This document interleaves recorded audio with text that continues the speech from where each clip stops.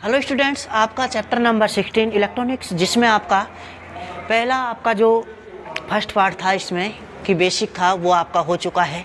ठीक है, आज इम्पोर्टेंट डेरिवेशन के बारे में बात करेंगे।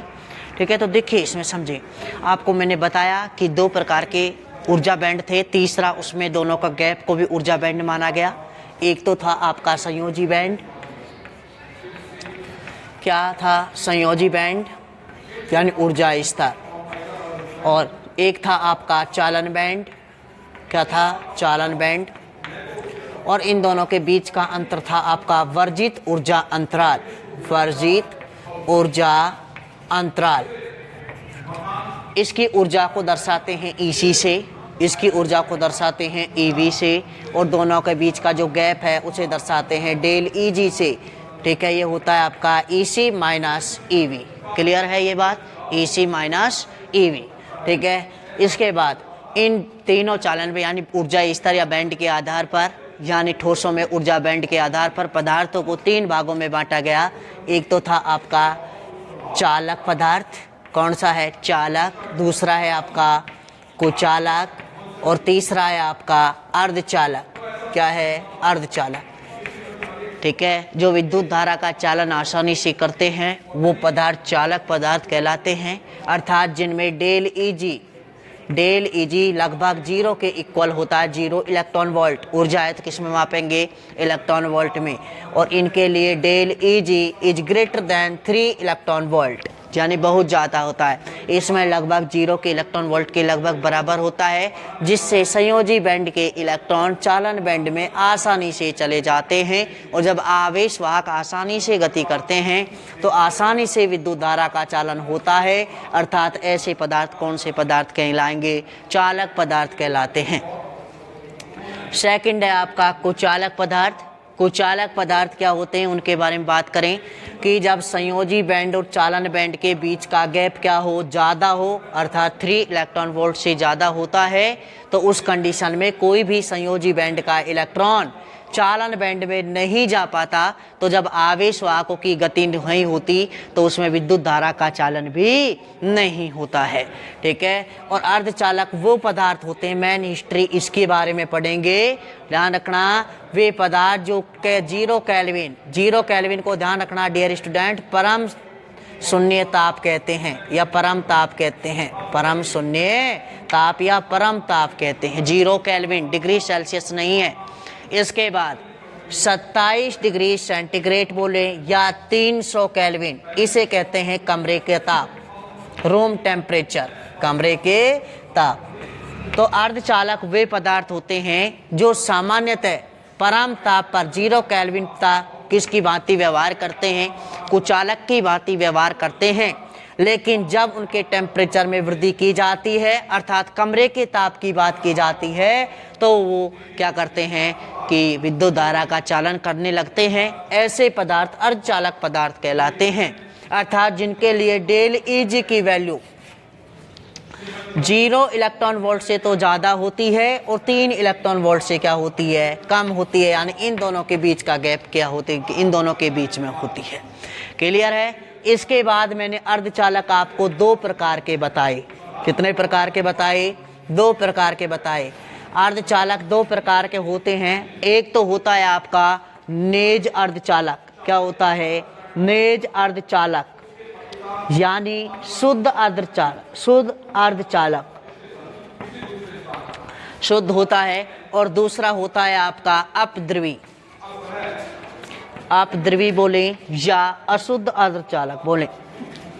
ठीक है, फिजिक्स में अपने 2 ही एलिमेंट जो आपके 14 वर्ग के तत्व हैं उन्हें क्या माना गया, नेज अर्धचालक माना गया। क्या माना गया, नेज अर्धचालक, जिसमें एक होता है सिलिकॉन और एक होता है आपका जर्मेनियम, एक होता है सिलिकॉन और एक होता है आपका जर्मेनियम, जिनके बाह्यतम कोश में 4-4 इलेक्ट्रॉन होते हैं। क्या होते हैं, 4-4 इलेक्ट्रॉन होते हैं। जैसे सिलिकॉन का जब इलेक्ट्रॉनिक विन्यास लिखा जाता है 1s2 2s2 2p6 3s2 3p2, देखिए बाह्यतम कोश में कितने इलेक्ट्रॉन है, 4, पे में कितने इलेक्ट्रॉन आ सकते हैं, 6, कितने खाली स्थान है, 4 खाली स्थान हैं। और खाली स्थान मैंने बताया था आपको कि खाली स्थान को हॉल कहते हैं। क्या कहते हैं? हॉल्स कहते हैं, हॉल कहते हैं। क्लियर है? ठीक है, ये खाली स्थान का चिन्ह है। और हॉल ध्यान रखना क्या होता है आपका? धनावेशित होता है। क्या होता है? धनावेशित होता है। और जो इलेक्ट्रॉन होता है वो क्या होता है आपका? ऋणावेशित होता है। तो देखिए इसके बाह्यतम कोश में 4 ही इलेक्ट्रॉन हैं और 4 ही आपके क्या हैं? खाली स्थान है। या तो ऐसे समझें या ऐसे समझें कि सिलिकॉन जब 0 केल्विन टेम्परेचर की बात की, इसके बाह्यतम कोश में 4 इलेक्ट्रॉन हैं, तो इसके निकटवर्ती 4 इलेक्ट्रॉन से ये साझा करके क्या बना लेगा? इधर भी इधर सहसंयोजक बंध बना लेता है। एक इसका इलेक्ट्रॉन, एक दूसरे का, एक इसका, एक दूसरे का, एक इसका, एक दूसरे का। जब यानी टेम्परेचर इंक्रीज किया जाता है तो ये इलेक्ट्रॉन यहाँ से अपना स्थान छोड़ देता है। और जब इलेक्ट्रॉन छोड़ता है तो यहाँ पर एक खाली स्थान बन जाता है। क्या बन जाता है? खाली स्थान। जब नेगेटिव ऋणावेश जा रहा है तो यहाँ कौन सा स्थान, कौन सा यानी चार्ज छोड़ के जाएगा? पॉजिटिव चार्ज छोड़ के जाता है। तो इसको ये खाली स्थान जो बनता है इसे अपन फिजिक्स में कहते हैं हॉल। क्या कहते हैं? हॉल कहें या बोलते हैं कोटर। क्या बोलते हैं? कोटर। लेकिन वर्ड क्या मिला है आपको? हॉल। ठीक है, खाली स्थान। और ये क्या होता है? धनात्मक होता है। क्लियर है ये बात? और अपद्रव्य में आगे भी मैं पढ़ाऊंगा। बेसिक आपको बता दिया कि इसमें अशुद्धि मिलाई जाती है। क्या मिलाई जाती है? अशुद्धि मिलाई जाती है। और जब अशुद्धि मिलाई जाती है तो अशुद्धि एक तो 13वें वर्ग की होती है जिसे त्रिसंयोजी अशुद्धि कहते हैं, जिसमें बाह्यतम कोश में 3 इलेक्ट्रॉन होते हैं और यानी होलों की संख्या अधिक होती है तो पी प्रकार का अर्धचालक बनता है। और एक 15वें वर्ग की अशुद्धि मिलाई जाती है, उसमें इलेक्ट्रॉनों की संख्या बचती है, इसलिए उसे एन प्रकार की अशुद्धि कहते हैं। क्या कहते हैं? एन प्रकार की अशुद्धि कहते हैं। क्लियर है? ठीक है, अब देखिए आप आज का वेरी इंपॉर्टेंट टॉपिक क्या रहेगा आपका? ये तो आपने देख लिया कि जो शुद्ध अर्धचालक हैं आपके उसमें होलों की संख्या और इलेक्ट्रॉनों की संख्या क्या होती है आपकी? यानी समान होती है। क्या होती है? समान। तो देखिए आज का टॉपिक है आपका नेज अर्धचालकों में विद्युत चालन। नेज अर्धचालकों में विद्युत चालन ये कैसे होता है इसके बारे में बात करें। इसका इंपॉर्टेंट डेरिवेशन है जो रिलेटेड है आपके चैप्टर नंबर 5 से। एक तो आपके चैप्टर नंबर 5 में बता दूं क्या क्या यूज आएगा कि एक तो चैप्टर नंबर 5 में आपने अपवहन वेग पढ़ा। क्या पढ़ा? अपवहन वेग Vd इजिकल टू, अपवहन वेग Vd इजिकल टू क्या होता है आपका? Minus e upon m into tau. ये पढ़ा या नहीं पढ़ा? एक तो ये है। यहाँ से क्या निष्कर्ष निकला कि Vd is directly proportional E। जहाँ मैंने गतिशीलता पढ़ाई थी, गतिशीलता वाला टॉपिक देखना कि अपवहन वेग विद्युत क्षेत्र के क्या होता है? समानुपाती होता है। और जब समानुपाती हटाएंगे तो कोई भी नियतांक लगाते हैं, वो है आपका गतिशीलता म्यू, और ये क्या हो जाएगा? E। एक तो ये काम आएगा। क्लियर कट ध्यान रखें आप। एक तो क्या आएगा? ये काम आएगा। दूसरा एक आपने क्या पढ़ा कि अपवहन धारा या विद्युत धारा I इजिकल टू क्या होगा? NEA VD। पढ़ा या नहीं पढ़ा? और इस A को नीचे ले जाएंगे तो I upon A equal to क्या होगा? NEVD। ये होता है I अपॉन A होता है आपका धारा घनत्व J। क्या होता है? धारा घनत्व J equal to NEVD। NEVD। तो ये क्या है आपका? यानी आवेश वाहकों की संख्या। आवेश वाहकों की संख्या ये क्या है आपका? आवेश। और ये क्या है आपका? अपवहन वेग। क्या है? अपवहन वेग। तो यहाँ से ये आ जाएगा। ठीक है, नेक्स्ट देखिए आप। अब इसका डेरिवेशन ये दोनों काम आएंगे। एक तो Vd is directly proportional electric field, Vd directly proportional E। और एक है I इजिकल टू NEVD। यहाँ से I अपॉन A क्या बन जाएगा? J। अब देखिए अर्धचालक की बात हुई है, नेज अर्धचालक, तो मुक्त इलेक्ट्रॉन भी होंगे और खाली स्थान यानी होल भी होंगे। और आपको मैंने बताया था कि 300 केल्विन टेम्परेचर पर यानी रूम टेम्परेचर पर अर्धचालकों में आवेशवाहक होलों की संख्या और इलेक्ट्रॉनों की संख्या क्या होती है? समान होती है। तो देखिए समझे, नेज अर्धचालक की बात की जाएगी तो ये आपके इतने ही होल हो जाएंगे और इतने ही इसमें क्या डिनोट कर दें आप? इलेक्ट्रॉन। हमारे ये इलेक्ट्रॉन होंगे। होलों की संख्या और इलेक्ट्रॉनों की संख्या क्या होगी? समान होगी। यह आपके नेज अर्धचालक कोई भी क्रिस्टल मान लिया। तो देखिए जब इसको किससे कनेक्ट करेंगे अपन? बैटरी से। बैटरी का पॉजिटिव और ये बैटरी का नेगेटिव। ये हो गया। ये पॉजिटिव और ये नेगेटिव, ये बैटरी, ठीक है। ये क्या है आपका, कोई भी नेज अर्धचालक क्रिस्टल है, क्या आपका नेज अर्धचालक क्रिस्टल, जिसमें इलेक्ट्रॉनों की संख्या तथा होलों की संख्या क्या है, समान। होल धनावेशित होते हैं, इलेक्ट्रॉन ऋणावेशित होते हैं, तो ध्यान रखना इलेक्ट्रॉन बैटरी के पॉजिटिव टर्मिनल की ओर मोशन करेंगे और यानी होल है जो बैटरी के नेगेटिव टर्मिनल की ओर मोशन करेंगे, ठीक है। इलेक्ट्रॉन इधर मोशन करेंगे और होल किधर गति करेंगे, उधर गति करेंगे। इस प्रकार की गति को अपवहन गति कहा जाता है। क्या कहते हैं, अपवहन गति कहते हैं। क्लियर है, या यादृच्छिक गति करते हैं, चैप्टर नंबर 5 में मैंने आपको बताया था, ठीक है। और यानी आवेशवाह जो होता है आपका, अभी मैंने बताया कि जो आरोपित क्या होता है, आवेश वाहकों का अपवहन वेग या अपवाह वेग Vd is directly proportional E, होगा या नहीं होगा। अब इसमें दो प्रॉब्लम है, इसमें क्या क्या अंशी, एक तो होल है और एक इलेक्ट्रॉन है। तो इसके होल पॉजिटिव के लिए P कर लो यूज, ठीक है, या H कर लो, और इलेक्ट्रॉन नेगेटिव के लिए चाहे तो E कर लो, चाहे आप E क्या कर लो, नेगेटिव N कर लो। क्लियर है। तो देखिए यहाँ से दोनों की गति एक तो विपरीत है, दोनों की गति क्या है, एक दूसरे के विपरीत है। क्लियर है यहाँ से। तो यहाँ से दोनों की, होल इधर गति कर रहे हैं, इलेक्ट्रॉन, अगर सदिश रूप में लिखेंगे तो कौन सा चिन्ह यूज करेंगे, माइनस। तो देखिए ये तो हम जानते हैं, हम जानते हैं कि फॉर्मूला होता है आपका Vd is equal to minus e upon m into tau. यहाँ से Vd डायरेक्टली प्रोपोर्शनल क्या आया आपका, E आया, ये अपन जानते हैं। एक तो बात करें इलेक्ट्रॉन के लिए, किसके लिए, इलेक्ट्रॉन के लिए, और दूसरी बात कर ले अपन होल के लिए, किसके लिए, होल के लिए, होल के लिए। तो देखिए समझे, इलेक्ट्रॉन के लिए Vd,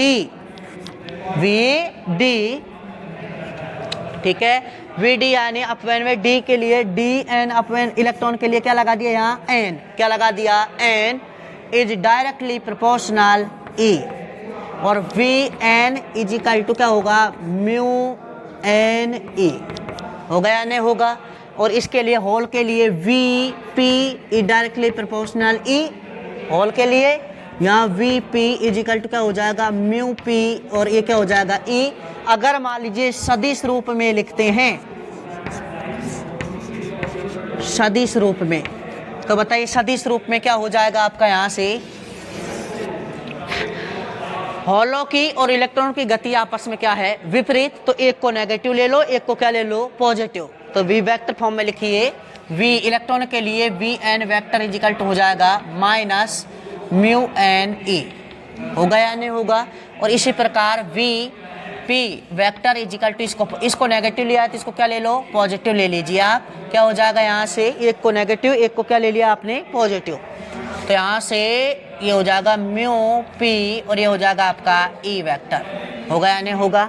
यह आपने क्या निकाल लिया, सदिश रूप में लिख लिया, ठीक है। इसके बाद Vn और Vp होलों की अपवहन वेग हैं, और इसकी ये क्या है, म्यू H, इनको भी लिख लीजिए यहाँ, म्यू N और म्यू H क्या है, ये तो क्या है, म्यू P, क्या है आपकी, एक तो इलेक्ट्रॉनों की और दूसरी क्या है, होलों की क्या है, गतिशीलता, क्या है, गतिशीलता, जो चैप्टर नंबर 5 में बताइए आपको। इसके बाद देखिए पुनः हम जानते हैं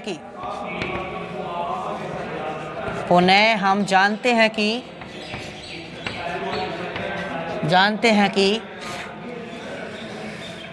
विद्युत धारा I इजिकल टू क्या होता है, NeAVD, होगा या नहीं होगा। और I upon A equal to क्या होगा आपका, NeVD, और ये क्या होगा आपका J इजिकल टू क्या हो जाएगा, NeVD, ठीक है। ये क्या है आपका J, धारा घनत्व, J क्या है आपका, धारा घनत्व, ये हो गया धारा घनत्व हो गया। अब देखिए यहाँ से धारा घनत्व J इजिकल टू क्या क्या है, N क्या है आपका, आवेश वाहकों की संख्या, आवेश वाहकों की संख्या, और V क्या है, आवेश, और ये क्या है, अपवहन वेग, अपवाह वेग, अपवहन वेग बोले या अपवहन वेग। हो गया तीनों मल्टीप्लिकेशन में आवेश वाहकों की संख्या, आवेश, और ये क्या है आपका अपवाह वेग। तो देखिए J इजिकल टू क्या हो जाएगा, एक तो इलेक्ट्रॉनों के लिए और एक होलों के लिए J इजिकल टू क्या हो जाएगा N। इलेक्ट्रॉनों की संख्या कितनी है आपकी, N ली है, कितनी है N, ठीक है। इसके बाद देखिए इलेक्ट्रॉन पर आवेश कितना होगा -e, और Vd इलेक्ट्रॉन के लिए Vd कितना दिया है, यानी Vd किसके लिए, इलेक्ट्रॉन के लिए, यहाँ क्या लिख दिया Vn। तो बताइए यहाँ से J equal to, J vector मान लीजिए या Jn लगा लीजिए, क्या लगा लिया आपने Jn इजिकल टू क्या हो जाएगा -n e, और Vn का मान ये रहा कितना है -μn, और क्या है आपका E वेक्टर। तो क्या हो जाएगा Jn इजिकल टू हो जाएगा माइनस माइनस प्लस हो जाएगा Ne μn E वेक्टर। होगा या नहीं होगा, ये समीकरण यहाँ से ये हुई। इसके बाद किसके लिए निकालेंगे, होलो के लिए, किसके लिए निकालेंगे, होलो के लिए। जैसे ही होलो की बात करेंगे तो क्या हो जाएगा आपका J, और यहाँ क्या हो जाएगा P इजिकल टू क्या हो जाएगा, यहाँ से देखिए आवेश वाहकों की संख्या कितनी मान लिया आपने P, क्या मान ली P, ठीक है। चार्ज कितना होता है +E और V, और यहाँ क्या हो जाएगा P, और Vp की वैल्यू आपके पास है Jp इजिकल टू हो जाएगा PE, और Vp कितना है आपका μP, और ये हो जाएगा E वेक्टर। तो कुल J वेक्टर इजिकल टू क्या हो जाएगा Jn + Jp, दोनों को जोड़ दें तो क्या हो जाएगा J इजिकल टू क्या हो जाएगा, यहाँ से Ne μne प्लस कितना हो जाएगा यहाँ से P, और ये E और μP, और ये क्या हो जाएगा E, दोनों को जोड़ दिया, क्या Jn + Jp। कॉमन आ रहा है उसको कॉमन लीजिए, क्या हो जाएगा कॉमन, एक तो E आ रहा है कॉमन, और ये क्या हो जाएगा आपका एक E आ रहा है, कितना हो जाएगा यहाँ से N, और ये क्या हो जाएगा μH P μP, है ना।